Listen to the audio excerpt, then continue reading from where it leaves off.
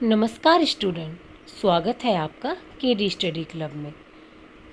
Chapter को पढ़ने से पहले चैनल को सब्सक्राइब, लाइक एंड शेयर करना ना भूलें। धन्यवाद। आज हम क्लास 6 वसंत बुक का चैप्टर 12 संसार पुस्तक है पढ़ने जा रहे हैं, जिसके लेखक हैं जवाहरलाल नेहरू जी। आप कमेंट बॉक्स में ज़रूर बताइएगा कि इनका जो जन्मदिन है वह कौन से दिन मनाया जाता है और स्कूल में हम इसे किस नाम से बनाते हैं। आपको इसी में ही इसका आंसर मिल जाएगा, चैप्टर में ही। कमेंट्स करके ज़रूर बताएं। और अब वह दिन नज़दीक ही है तो आपको इंतज़ार भी होगा। बहुत मज़े आते हैं उस दिन स्कूल में। आइए अब चैप्टर हम पढ़ते हैं। संसार पुस्तक है। जब तुम मेरे साथ रहती हो तो अक्सर मुझसे बहुत सी बातें पूछा करती हो और मैं उनका जवाब देने की कोशिश करता हूँ। लेकिन अब जब तुम मसूरी में हो और मैं इलाहाबाद में, हम दोनों उस तरह बातचीत नहीं कर सकते, क्योंकि जिस टाइम की नेहरू जी बात कर रहे हैं उस टाइम फ़ोन तो होते नहीं थे। तो कभी हम बात करते भी थे तो पत्र के ज़रिए ही बात करते थे। वो कितने दिन में वहाँ जाता था फिर आता था। आजकल तो हम दूर बैठे इंसान से आराम से फ़ोन पे, वीडियो कॉल पे आराम से बात कर लेते हैं। हमें लगता ही नहीं है कि बंदा दूर बैठा हुआ है, पर उस टाइम पे ऐसा नहीं था। इसलिए मैंने इरादा किया है कि कभी कभी तुम्हें इस दुनिया की ओर, उन छोटे बड़े देशों की जो इस दुनिया में है, छोटी छोटी कथाएं लिखा करूं। अब वह सोचते हैं कि इस दुनिया में जो देश है उसके बारे में जो बातें हैं वह उनको लिखा करे, कथाएं उनकी लिखे। तुमने हिंदुस्तान और इंग्लैंड का कुछ हाल इतिहास में पढ़ा है। इतिहास मतलब पहले जो लिखी हुई चीज़ें उसका वो पढ़ा होगा। लेकिन इंग्लैंड केवल एक छोटा सा टापू है और हिंदुस्तान जो एक बहुत बड़ा देश है, फिर भी दुनिया का एक छोटा सा हिस्सा है। अगर तुम्हें इस दुनिया का कुछ हाल जानने का शौक़ है तो तुम्हें सब देशों का और उन सब जातियों का जो इसमें बसी हुई हैं ध्यान रखना पड़ेगा।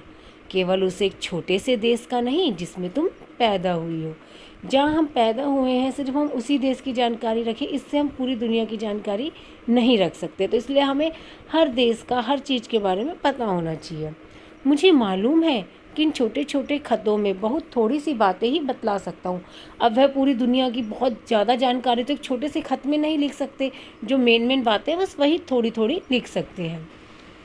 लेकिन मुझे आशा है कि इन थोड़ी सी बातों को भी तुम शौक़ से पढ़ोगी और समझोगी कि दुनिया एक है और दूसरे लोग जो इसमें आबाद हैं हमारे भाई बहन हैं।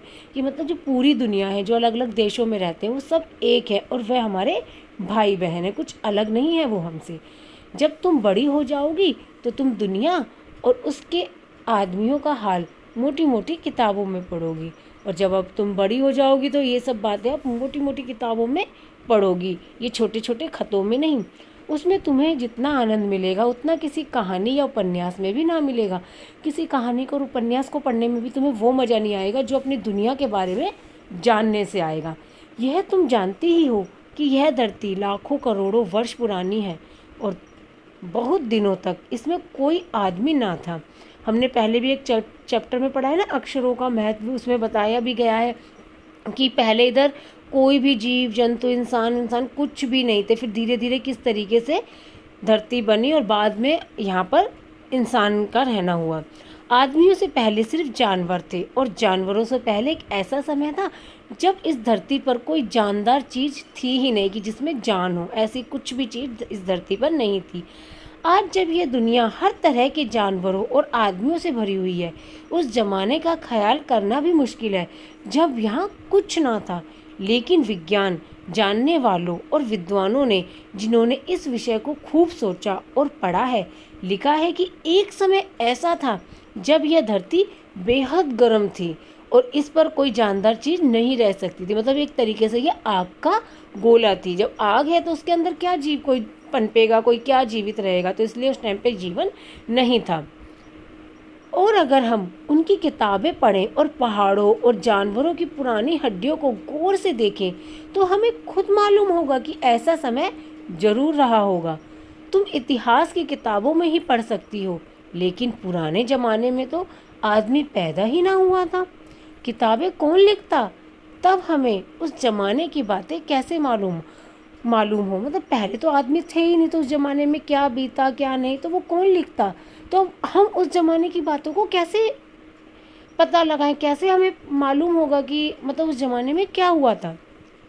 यह तो नहीं हो सकता कि हम बैठे बैठे हर एक बात सोच निकाले कि बस बैठा ऐसा हुआ होगा, अनुमान लगा ले। ऐसा तो नहीं हो सकता ना। यह बड़े मज़े की बात होती, क्योंकि हम जो चीज़ चाहते सोच लेते और सुंदर परियों की कहानियाँ गढ़ लेते। फिर तो इमेजिनेशन में तो पता नहीं क्या क्या हो जाता है ना, रियलिटी तो नहीं है वो।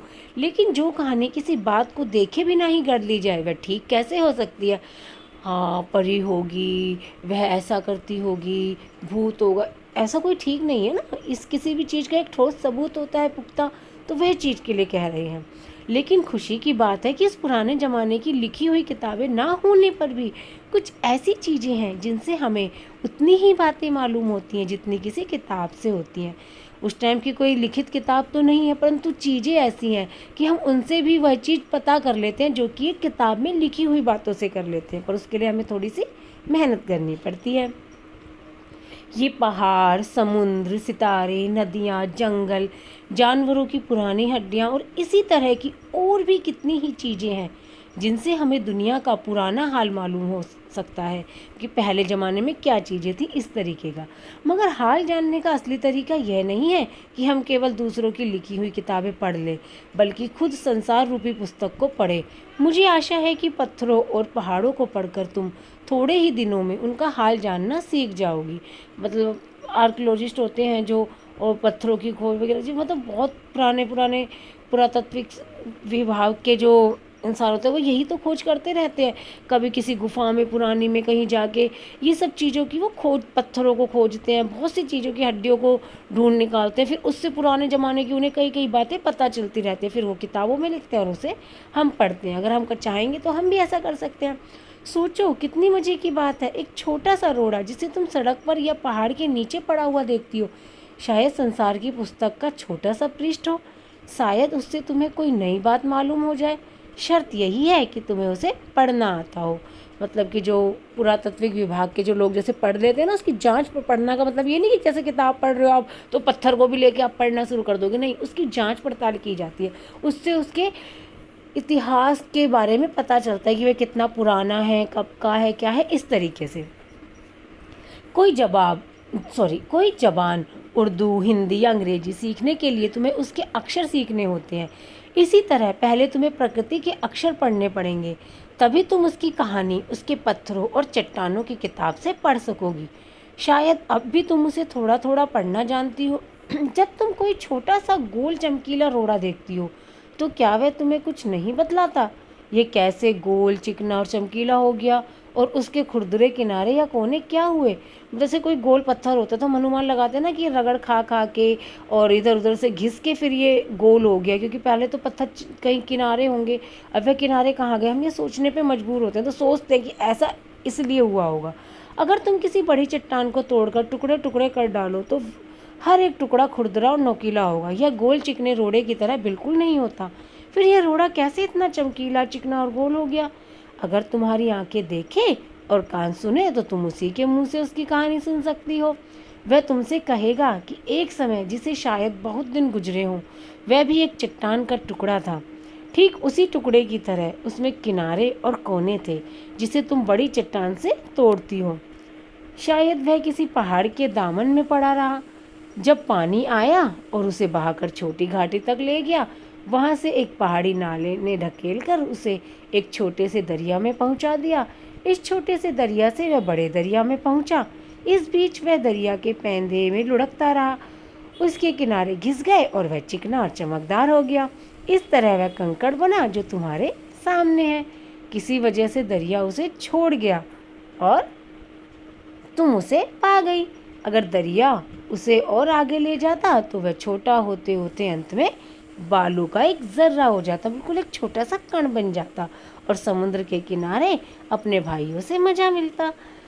मतलब भाइयों से जा मिलता। जो और भी उसके भाई उसके साथ जो टुकड़े आए होंगे वो और आगे जाके समुद्र के किनारे छोटे छोटे कण बन गए होंगे, तो उनसे जाके मिल जाता। जहाँ एक समुद्र बालू का किनारा बन जाता जिस पर छोटे छोटे बच्चे खेलते हैं और बालू के घरौंदे बनाते हैं। आपने देखा हो तो कैसे मिट्टी से खेल के बच्चे उनके घर बनाते हैं, उस तरीके से। अगर एक छोटा सा रोड़ा तुम्हें इतनी बातें बता सकता है तो पहाड़ों और दूसरी चीज़ों से जो हमारे चारों तरफ है हमें और कितनी बातें मालूम हो सकती है। तो नेहरू जी ने कितनी बात की कि मतलब हम किस चीज़ से उसके इतिहास का हम अनुमान लगा सकते हैं। तो ये जो बातें हैं ये नेहरू जी किसे लिख रहे हैं? वह उनकी जो बेटी है ना इंदिरा, जब वह 10 वर्ष की थी, नेहरू जी ने उन्हें अनेक चिट्ठियाँ लिखी थी। वह पढ़ने के लिए विदेश चली गई थी, तो उन्होंने उसके बारे में उन्हें बताया था। ये सब बातें वह अपनी बेटी को चिट्ठी में यानी पत्र में लिख के भेज रहे हैं, अपनी संस्कृति के बारे में उन्हें बता रहे हैं। धन्यवाद।